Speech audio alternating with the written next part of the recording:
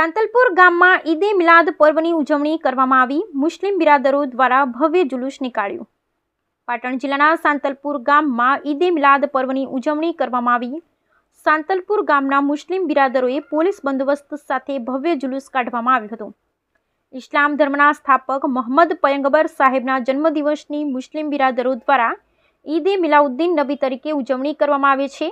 આજે સાંતલપુર ગામ સહિત સમગ્ર તાલુકામાં જશ્ને ઈદ મિલાઉદ્દીન નબી પર્વની ધામધૂમપૂર્વક ઉજવણી કરવામાં આવી હતી। ઈદે મિલાદ પર્વને લઈ મુસ્લિમ બિરાદરોમાં અનેરો ઉત્સાહ જોવા મળ્યો હતો। Bureau report Bhagirath Singh Jadeja, Santalpur, Patan. हमारे सांतलपुर गांव के अंदर विरासत मुस्तफ़ा के मौके पर बेहतरीन अंदाज में जुलूस मोहम्मदी निकाला गया। तमाम लोगों को एकता के साथ, भाईचारे के साथ